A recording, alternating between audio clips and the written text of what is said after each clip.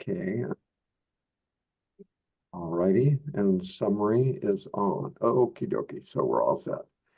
All right, so I've got thank you guys for being here. I wish there were more people, and there may be later, and we'll see how this goes. So let me start here. Where's Keynote?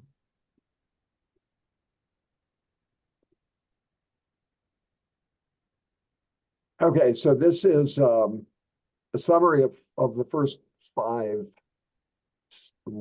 sections.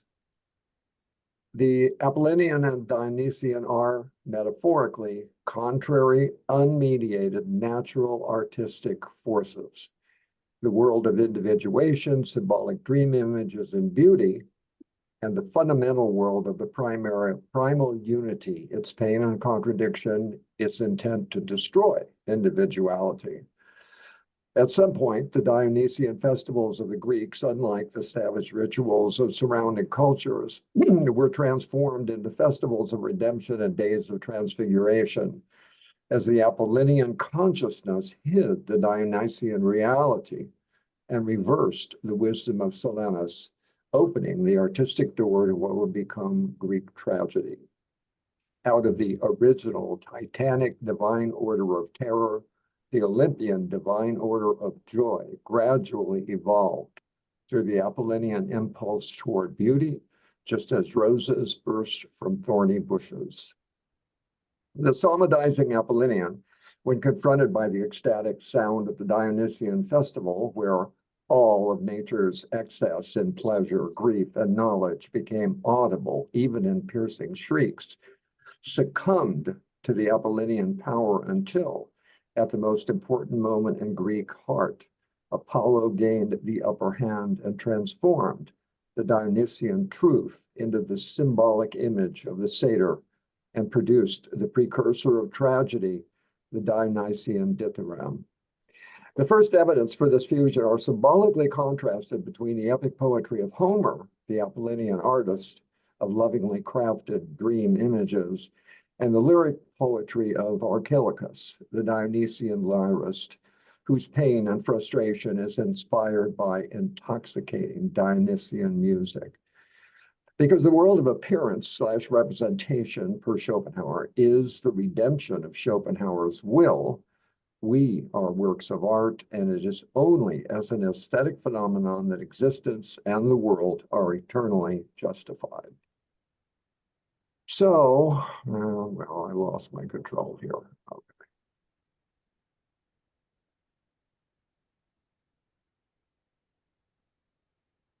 So this is something, melody is important here, so I wanted to go ahead and just, you probably all know what it is anyway, but I wasn't sure what it was.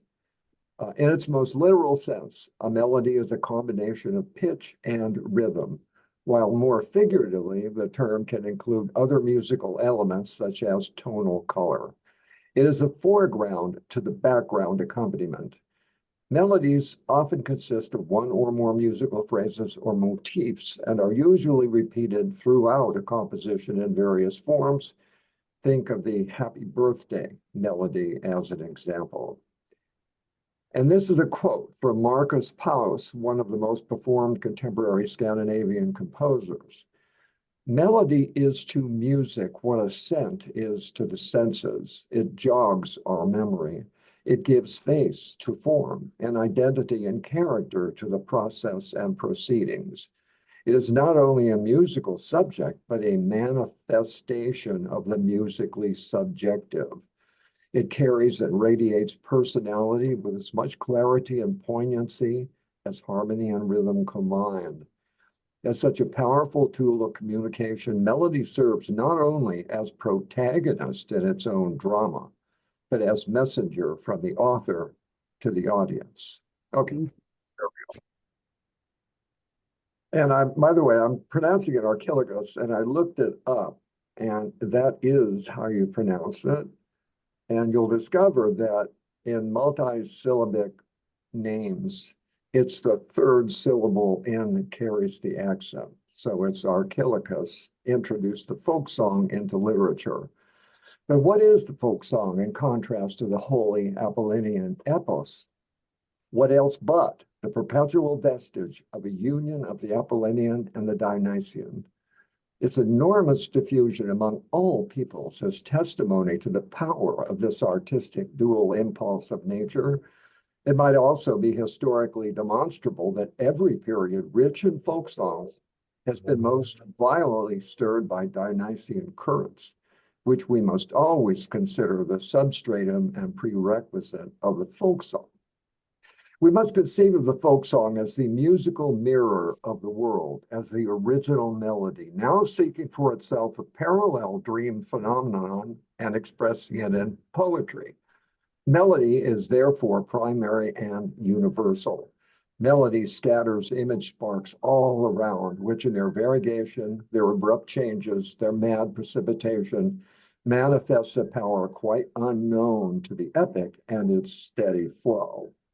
And if you remember when I was reading Homer and Archilochus, the two samples, you could definitely tell the difference.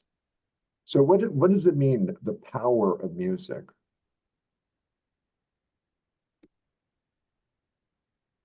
I'd like somebody to kind of address that as an issue, or we can just move on. Just contemplating the question. What? Yeah, Just I'm contemplating. I'm a musician, so I should speak, I guess.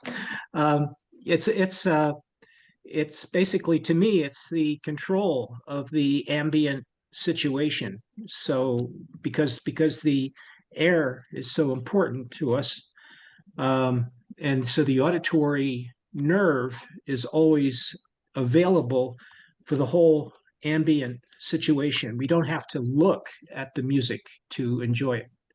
We just simply hear it automatically. So that's why the music is always really in control of the mood. The music is the basically speaks for what the situation that is present is, much more than the image. The image is important, but you don't have any guarantee that all the spectators are going to share the same image at the same time. Yeah, Nietzsche makes that point. I think that I'm glad you said that last part, because I think that was what I was sort of getting at with the question, was the idea that the music generates images. It's just like the quote from Faust that I read at the beginning, that when you hear music, there are visions, symbolic things flashing around in your head. It's not just a matter of the music being music all by itself. The music has a power. It's unmediated in the sense that it's not intellectualized. And so there can be a lot of images that are produced just by music alone. Jason. So Lindsay, just talk about music. When you hear the music, we generate the image. Well, well, there's an example, I think it's in this section of where he's talking about like the sixth Beethoven, I think it's the sixth symphony, it's the Pastoral Symphony. But Okay, that's just his opinion, or it's probably Beethoven's opinion. Maybe that was what he had in his head, but the music came first. And he saw these images of the shepherd and the sheep or whatever it was. And so it conjures up for him a pastoral image. But anybody else, and this is what Nietzsche is claiming, it doesn't have to be that. It's not a specific image. It's just the sound itself. And to characterize this as pastoral is a mistake. Yeah, but one thing I'd like to ask James is, since he is a musician, I'm not. So according to James, music is more universal than painting or plastic art. Is that right? So in other words, doesn't matter which music, African, China or Japan, any music. If it's sad, if everybody will hear it's sad. It's a happy, everybody will feel it's happy. If it's a serious, everybody will feel it's a serious situation. Right? Yeah, pretty much. At least in our culture, I think that's true. It's an interesting thing to think about. Well, even Japanese music or Indian music has a charm of its own in terms of conjuring up images. I'm not sure I'm really the type of person that does that, that actually gets images in my head when I listen to music. I don't know what is going on in my head when I listen to music. But happy music makes you feel good no matter who you are, because that's what it does to people. Quan.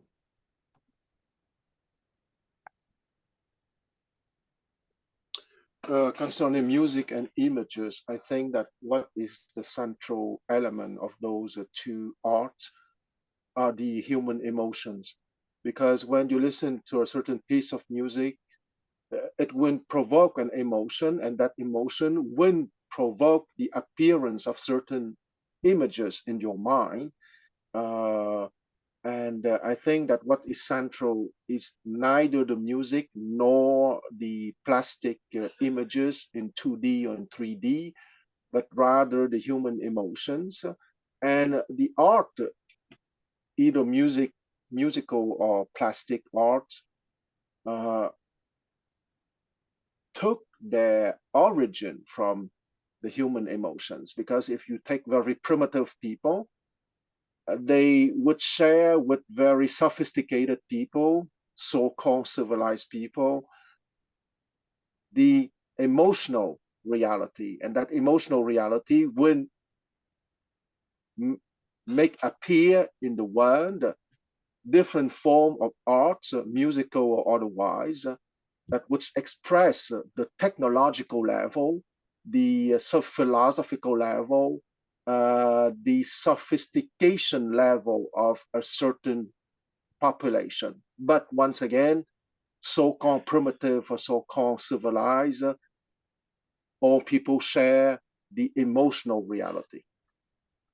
Yeah, that's good. You know, you clarified something for me there, because if I'm feeling happy, I probably do have some idea popping around in my head. I just haven't thought of it that way exactly, but that makes a lot of sense to me.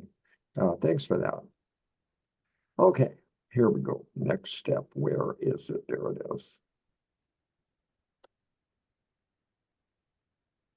Okay, we must conceive the folk song as the musical mirror of the world, as the original melody, now seeking for itself a parallel dream phenomenon and expressing it in poetry. We observe that in the poetry of the folk song, language is strained to its utmost, that it may imitate music. Archilochus begins a new world of poetry, basically opposed to the Homeric. The word, the image, the concept here seeks an expression analogous to music, and now feels in itself the power of music. In order to understand the significance of this contrast, it becomes palpably clear that in the period between Homer and Pindar, the orgiastic flute tones of Olympus must have been sounded, which undoubtedly incited to imitation all the poetic means of expression of contemporaneous man. Well, why isn't this working? Let me see here. Oh, there we go. So how is lyric poetry opposed to epic poetry? What is the difference? Because this we need to get a hold of. Michelle. Lyric poetry is a combination of the Apollinian and the Dionysian impulses. And epic poetry is not, as far as I can tell. It's more of a single-sided. It's not a combination. It's the Apollinian side, the epic, as far as I know. Okay. Quan. Well, if I go back to the etymology of the word epic poetry, it means epos poiesis, meaning creation of the good. So epic poetry, by classical definition, is the celebration of the deeds, the words, and the attitudes of so-called great man, man having achieved things that were remarkable for their city. Having supposed embody the timeless forms of beauty, goodness, and truth, or the four cardinal virtues of justice, valor, humanity, and wisdom. So it is, I agree with the former speaker that it is more on the Apollinian dimension than the Dionysian one. And the lyric poetry is precisely that poetry more centered on the me, myself, and I, the spontaneous eruption of emotions, if you want. It doesn't mean that that it's evil. It can be something from the heart, from the mind, from the soul, which reflects wisdom, valor, humanity, or justice. So it's not excluded, but it's more something that has its root in the me, myself, and I, and the pure apparition or the pure explosion of emotions.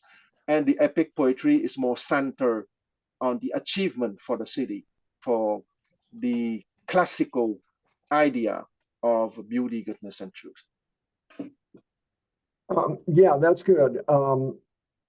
What I got out of this was that and having read a lot of this stuff already, is that the epic is, and Nietzsche sort of spells this out at some point, is delight in the pure image itself. The epic poet never loses himself in the image. It's almost always in the third, and may always be in the third person as an observer.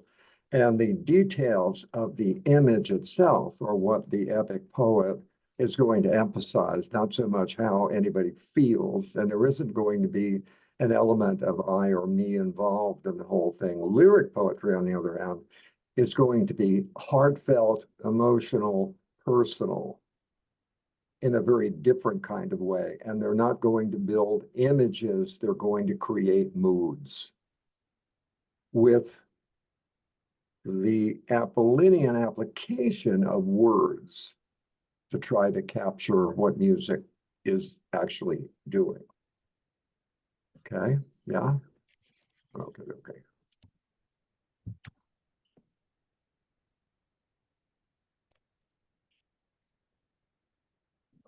And this is toward the end of section 6.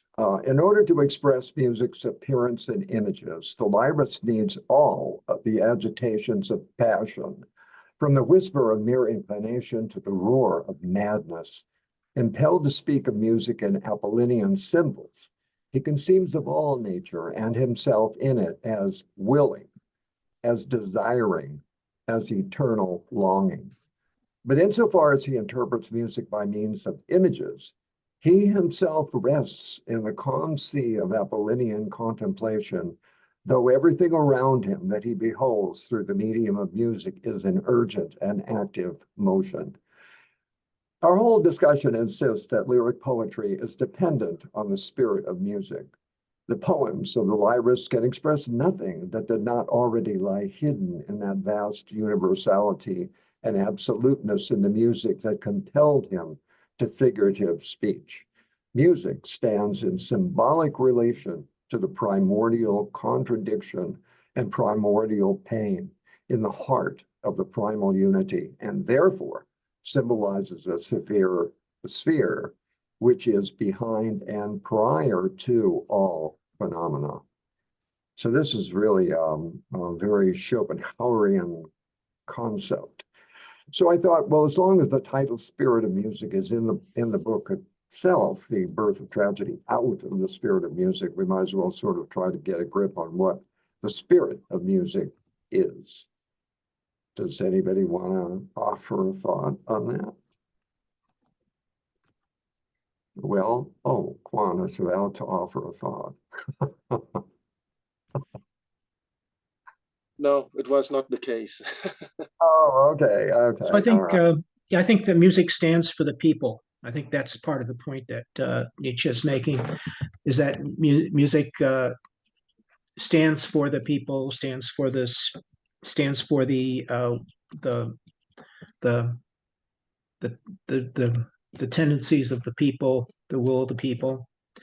So that's all. It's just that music is kind of like the uh, uh, I think in the beginning of chapter 6, he talks about the folk song, introducing the folk song into literature by Archilochus. So this the idea that um, uh, the the there's the possibility of the union between the Apollinian and the Dionysian, which is kind of, to me, that part of the idea that he's, I think, part of the idea that he's promoting here. Yeah, important part of the idea. Yeah, I would agree with most of that. I think that what I kind of did with this, with the idea of the spirit of music, is almost, I was thinking of like the word spiritual. It's something that is fundamental. It's an emotional sort of thing. But music itself, in Schopenhauerian terms at least, and at any rate, is an expression of the will, which creates everything. And so the spirit is just this fundamental ground of energy and emotion, rather than the Apollinian control of the image that is being offered. Quan. Yeah, I would like to say that when I said that music would provoke an emotion. Oh no. People always. I would say that there's an asymmetry between. I would say that there's an asymmetry between sounds and images, because the emotions that are related to sounds or to music are much stronger and more powerful than images could elicit in our minds. Even if some images have that kind of power, but most of the time, music easily wins over images in terms of emotional creation.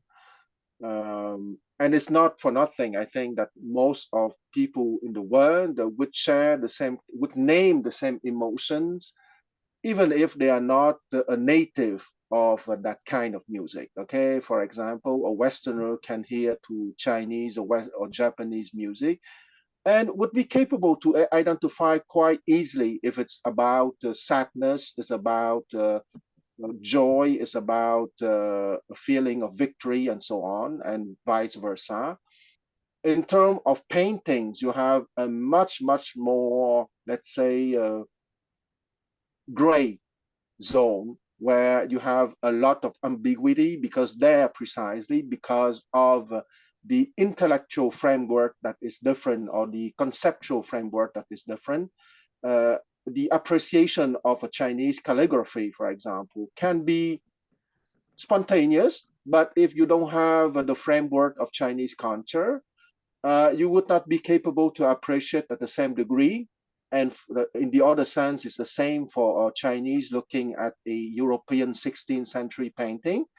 There are stuff which are obvious, but once again, if you don't have the conceptual keys to decipher that painting, it would not be as spontaneous that with a composition by Beethoven or by Bach. Yeah, that's interesting. That's good. Okay, James. I just wanted to mention the point we left out so far is the music is the melody, rather, is the primary and universal fact in the folk song. It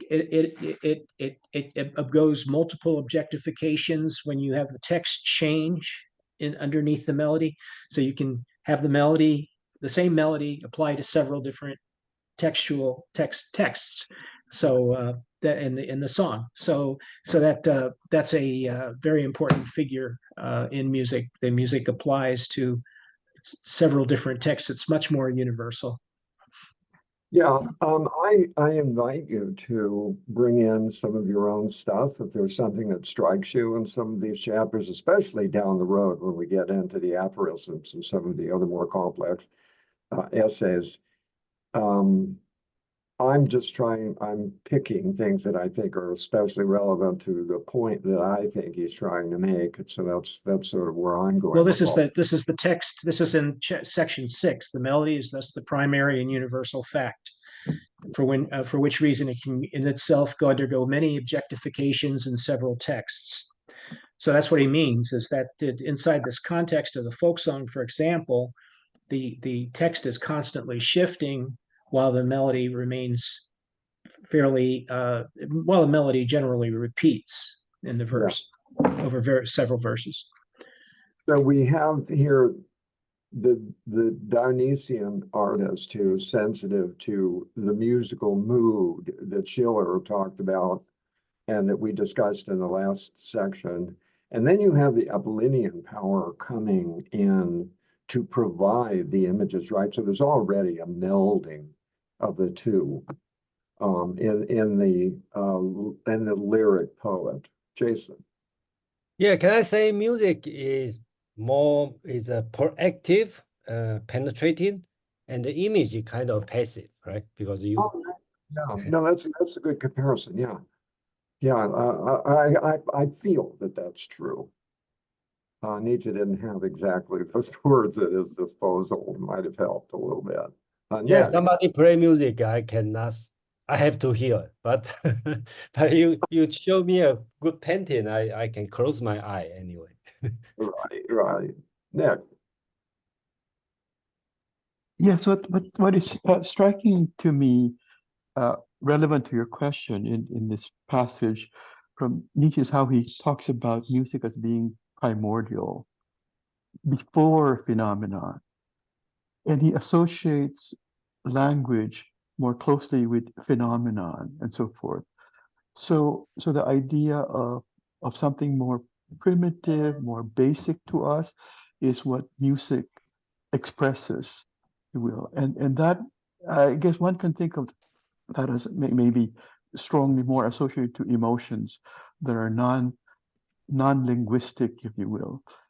Whereas with phenomenon, like when we talk about Apollonian, you mentioned the word images and so forth, but for me, when I think of like for instance the epic and Apollonian, I think more in terms of narrative, words about what happened, type of thing that requires more than just images, but in our language, the words to describe sequence and so forth. So I guess I had something else I want to go through, but it kind of skips my mind. So, but the underlying thing is that music touches us in a more primordial way, not really expressed in language, and language itself, although we need that, is something closer to maybe it's more Apollonian, I guess, whereas Yeah. Oh, I think that's whereas the primitive is definite Dionysian, which is closer to emotions. I'm glad you focused on that because that the non-linguistic linguistic comparison I think is also appropriate between the Apollinian and Dionysian. Quan. I would like to add some biological considerations to our discussions.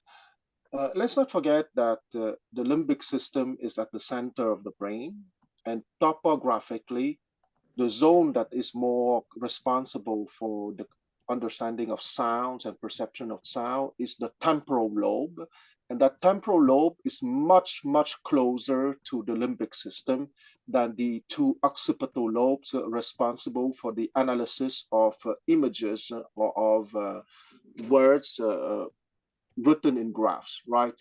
So we are human beings. We are not only defined by our body, but we are, let's say, foundationally defined by our bodies. And that body had certain characteristics anatomically and physiologically, which makes certain phenomena more pervasive or more pervasive than others. Okay. And the fact that Jason mentioned that he can always close his eyes if he doesn't like a painting, well, he can always put something to plug his ears, but it doesn't have the same effect than closing your eyes. You have more control when you close your eyes, because even if you put some plugs in your ear, the sound still is capable to penetrate to a certain extent.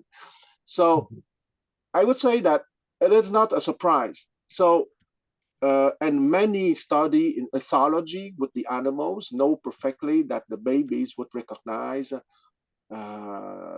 the mother much more with the sounds or the smell than the eye. So Dionysians related to sound, to music, is more primitive in my mind, simply because in our biology,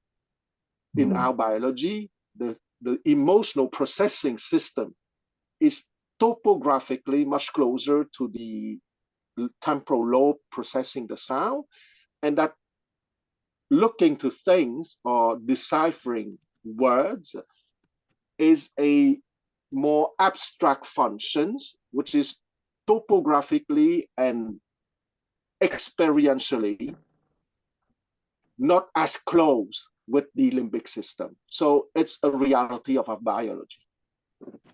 Yeah, that's pretty interesting. Thanks. I appreciate that. Because I've often wondered, that helps me understand why music does what it does when it does it. It's because that's something and I got this from Schopenhauer. I never even thought about that before, but the idea that music is unmediated, your reaction to it is you don't negotiate with it. It is what it is, and it does what it does. And I was just so fascinated with that idea. And I probably got that more from Nietzsche than I didn't read a lot of Schopenhauer, but that's where this whole notion comes from. And so the other thing to keep in mind as we're going through the rest of this is that the influence of Schopenhauer is still apparent. The break is starting to happen. And so there is this, he's framing a lot of this in Schopenhauer's concept of the will and representation of the world is between the will and representation.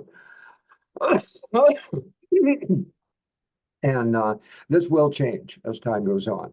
But that's part of what I think I wanted to do here was begin at the beginning and see how much of his thought is retained for the rest of his productive life and how much of it is thrown away along the way as he thinks and becomes a philosopher instead of a philologist. Yeah.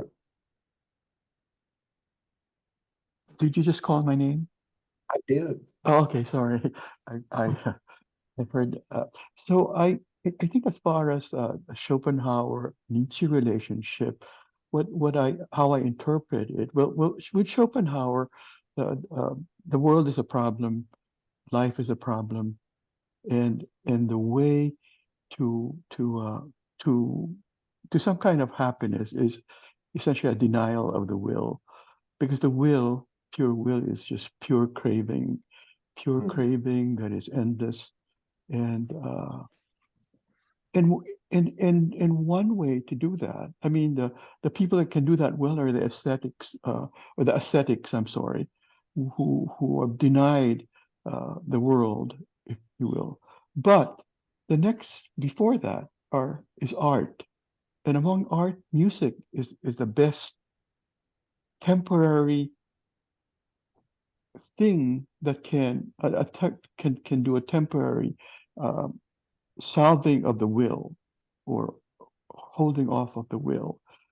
So what I think Nietzsche has done is that he cannot accept Schopenhauer's denial of the will completely, denial of life. He just cannot complete. But then he kind of uses the music part to not just be the temporary thing as Schopenhauer looks at it, but as the thing itself, as the thing that will give us the aesthetic life. That is the proper response that still embraces full of life, doesn't deny it, but still gets us to that point of being able to what Schopenhauer is looking for is what essentially what is still the good life. But so I'm kind of seeing him as accepting half of Schopenhauer, but rejecting the real bottom of Schopenhauer. But But again, you're saying this is the early days. In his later time, he's going to be even more radical. But we can still smell Schopenhauer here. But Yeah, oh, already he's definitely. he's already denying Schopenhauer's main thesis. Yeah, yeah. Well, it's there was a reference to the Buddhistic negation of life as characteristic of Schopenhauer's thinking. And he's already departed from that. The celebration of life itself for its own sake is beginning, but it's apparent already that he's got a big thumbs up on that one. And I think partly what you were saying, I think, because I keep going back to that quote about it's only as an aesthetic phenomenon that the world and the other thing is eternally justified.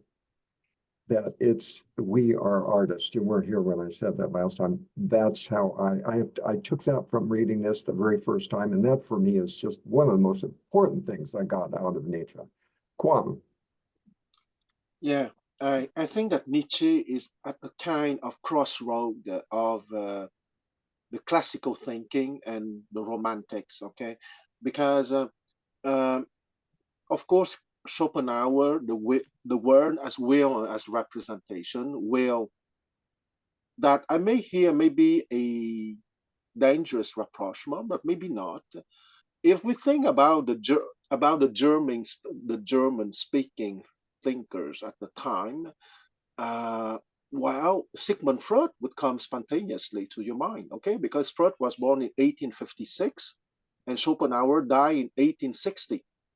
So let's not forget that the fundamental apparatus of the psyche by Freud is the it, the ego, and the superego. So the it is precisely that surging of primal energies of reality of sensation, but perceived in a raw manner and not processed in a Apollinian manner. So here, I think that Nietzsche for the West has been a big paradox, okay? Because I don't want to go too much in ahead of us, but Nietzsche was blaming the West for being too weak and not being in contact with the true source of energy and etc. But the paradox here is that all the classical tradition of the West, starting with Plato, was pretending and was asserting that that source of energy is not the raw sensation, but on the contrary, the infinite awareness that you would reach to if you go on your epistemological journey, okay? Episteme, infinite awareness.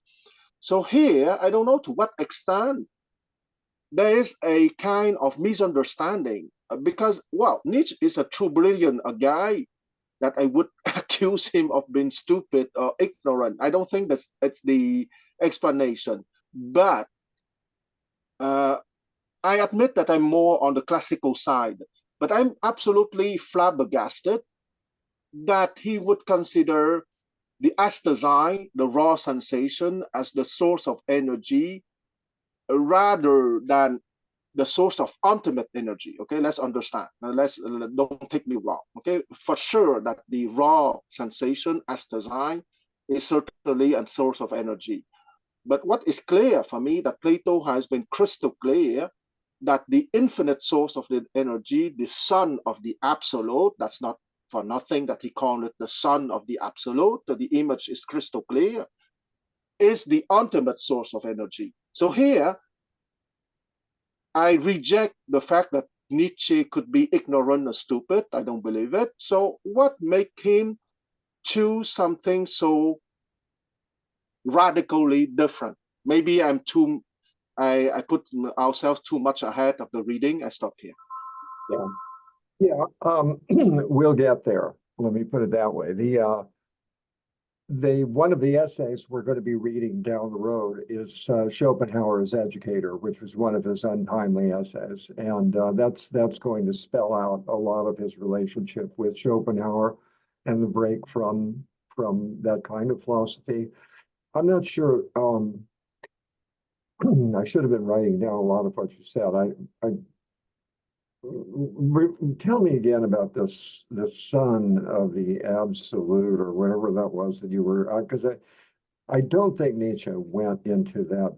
That sounds way too spiritual to me. Yes, And absolutely. Well, the son of the absolute is the image, the metaphor that Plato used in his dialogue, The Republic. right.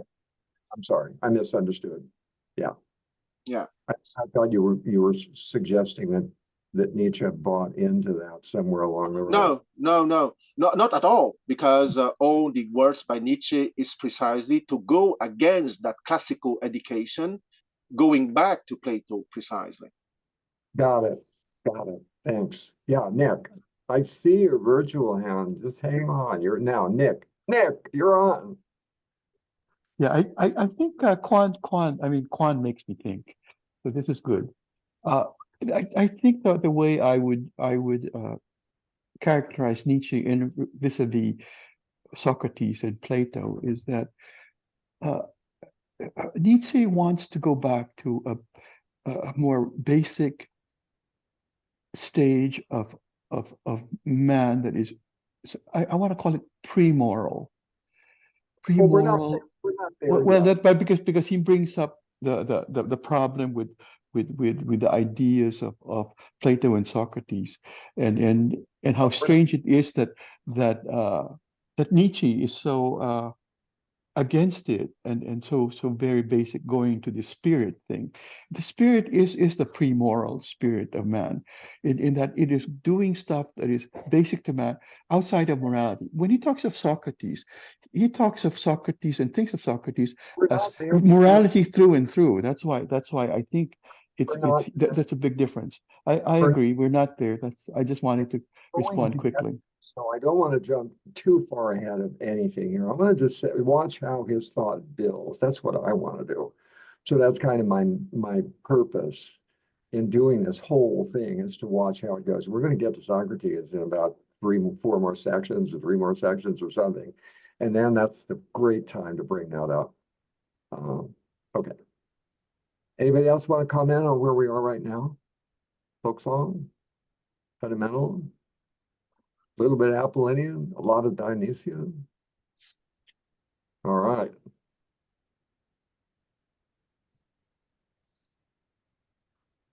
Section 7. We must now avail ourselves of all the principles of art considered so far to find our way to the origin of Greek tragedy. Tradition tells us quite unequivocally that tragedy arose from the tragic chorus and was originally only chorus. We consider it our duty to look into the heart of this tragic chorus as the real proto-drama. Resisting arty cliches that the chorus is the ideal spectator or the people in contrast to the aristocratic region of the scene, because the whole political social sphere was excluded from the purely religious origins of tragedy. But even regarding the classical form of the chorus in Aeschylus and Sophocles, which is known to us, we should deem it blasphemy to speak here of intimations of constitutional popular representation. For we are certainly astonished the moment we compare our familiar theatrical public with this chorus, and ask ourselves whether it could ever be possible to idealize from such a public something analogous to the Greek tragic chorus. We fear that the birth of tragedy is to be explained neither by any high esteem for the moral intelligence of the masses, nor by the concept of the spectator without a spectacle. And we consider the problem too deep to be even touched by such superficial considerations. So, why is Nietzsche arguing against a political interpretation of the chorus? Why is he introducing politics at all? And what does he think of the masses? Juan. Well, first, I think that he thinks very little of the masses. That is obvious. But what I want to say is that I want to, I remember what we want to discuss with this paragraph, but I want to go back a little bit by saying that maybe the opposition Apollinian and Dionysian is not so absolute, in the sense that, yes, there is a kind of emotional explosion that is natural for the me, myself, and I.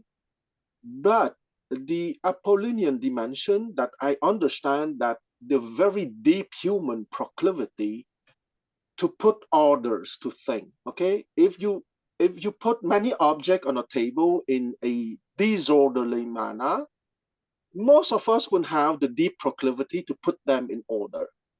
And we did not learn it in a book. It is something very natural in us than to create a certain order. And that deep human proclivity to create order is, for me, the Apollinian dimension, as natural and as biological than the Dionysian dimension, which is that kind of explosive energy from the me, myself, and I. That being said, in anthropology, it's very well known that before a religion will create all kind of sophisticated doctrine or soteriology or philosophy, religions will always start with rituals, okay, according to the understanding of anthropology. And rituals, for me, is precisely that deep human proclivity to put orders in stuff, even if there is not a deep theoretical understanding in the beginning, okay? Sometimes in a given population, it would take centuries before the ritual phase would translate into the theoretical or doctrinal phase of the religion. And I would say that the primitive chorus, precisely, my hypothesis that the primitive chorus doesn't have to do with any philosophical speculation or political framework created by the aristocracy to calm down the masses. And I think here Nietzsche is right, but the primitive chorus was probably something that has been invented spontaneously by the masses of that given population in their primitive stage, just to satisfy that deep human proclivity to put orders in stuff, in people, in the environment. That's all.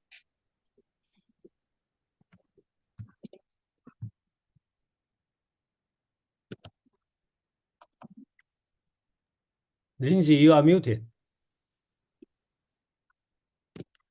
Why do you think Nietzsche put this in this section of a book, presumably about the birth of tragedy? Well, because he wants us to think about the primitive origin of that thing. Because let's not forget that his conclusion that we discussed last time, that is, the Greek tragedy is a fusion of the Dionysian energy, music, and of Apollinian imaging representation, right? But here he say, well, I don't believe too much in the masses in their primitive stage that would be capable to make that kind of representation. I don't think that the aristocrat in the primitive stage, if we suppose that they were aristocrats in the primitive stage, probably primitive stage most of the time is characterized by a social equality or almost equality among everyone. So it was something more from the biology in my mind that I call the proclivity to put order in stuff. Okay. I think it's a little simpler than that. I think he is contemptuous culture. And I'm only spelling that out now because that will become much more apparent down the road. This is a shot across the bow against the Germany of his day. And it's there because he just couldn't resist. James. Yeah, I first have a question. I was just wondering where does he say that this is the masses, or this is where is this shot across the bow of the Germans? I don't get it. Okay, let me go back and Because I have an answer, but it doesn't include that. Okay. Yeah. Okay. We consider it our duty, this is right in the third line, to look into the heart of this tragic chorus as the real proto-drama. resisting arty cliches. That's a little bit of a thumb in your nose, that the chorus is the ideal spectator, and he quotes somebody as saying that, or the people, and he's the one who italicized this, in contrast to the aristocratic region of the scene, because the whole political social sphere was excluded from the purely religious origins of tragedy. And then in the next paragraph, for we are certainly astonished the moment we compare our familiar theatrical public with this chorus and ask ourselves whether it could ever be possible to idealize from such a public something analogous to the Greek tragic chorus. We fear that the birth of tragedy is to be explained neither by any high esteem for the moral intelligence of the masses, nor by the concept of the spectator without a spectacle. And we consider the problem too deep to be even touched by such superficial considerations. I take that as kapow, right across the bow. That's what I do with it. But Okay, yeah, I read the same stuff, and I have completely different takeaway. well, And- I'm bringing in a lot of that I know down the road. That's all. That's because I know that that's where we're going Yeah, to from Zarathustra and whatever. Yeah, sure. But then you got the stuff in Zarathustra is just basically getting from who's the guy from France? The name began with a V, I think. I Peter forget. Ralph. I don't know. Huh? No, yeah, no. He's just basically the monkeys are the masses, kind of in Zarathustra, and yeah, he does have kind of like an attitude about the masses, but it's not that he's not really he's talking here about substituting the current German public for the Dionysian worshippers, and the point is against Schlegel. The Schlegel's idea was that the chorus represented the ideal spectator, and the people had this idea that you could sort of substitute the people for the chorus, and you'd sort of like understand what was going on. But he says you can't even take the kind of Aristotelian view of the ancient politics, the ancient tyrants and so forth. You can't even take that view of what was going on politically, because that hadn't developed yet.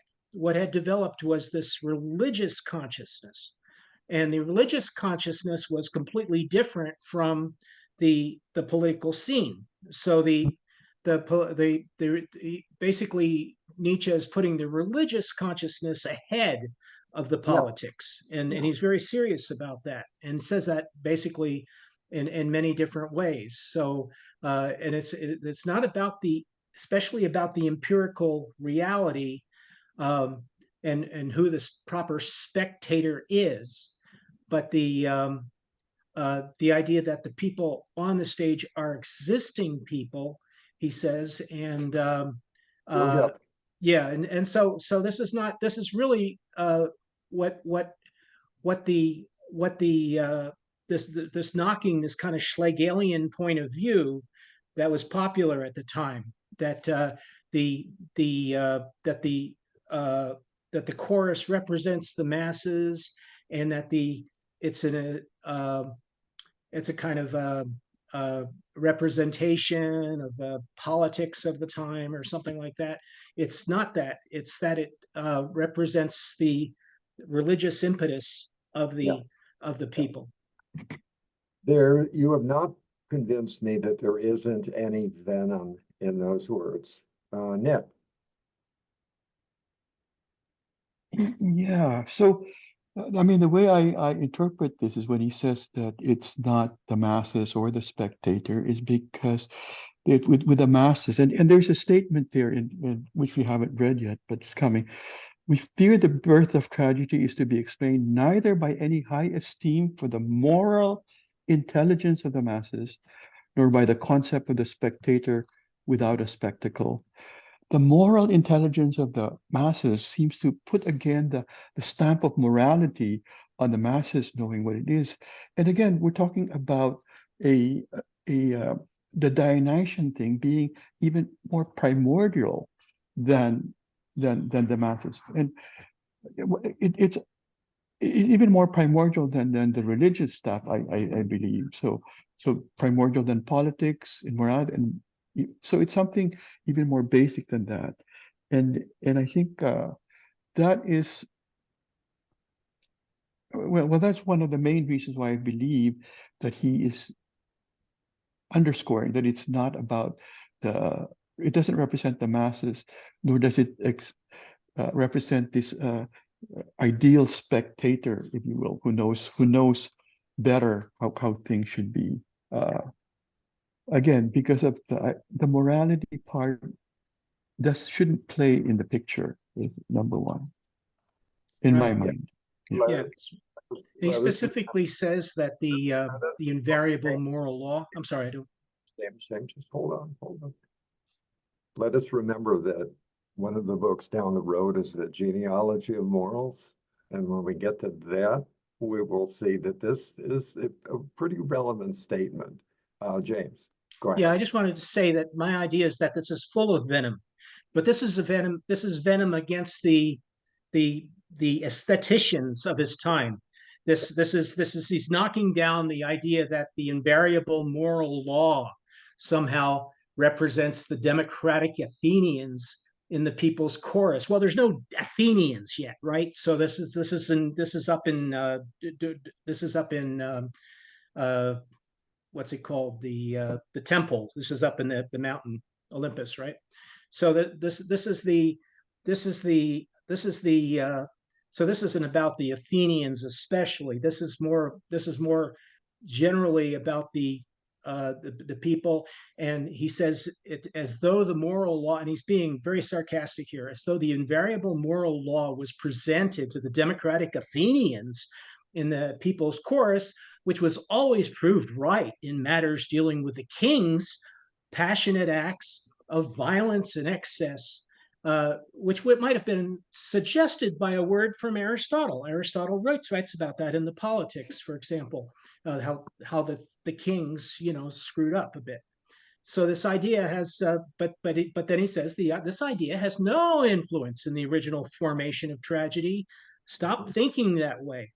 All opposition between people and ruler in every political social issue in general is excluded from those purely religious origins. So he's making his point crystal clear.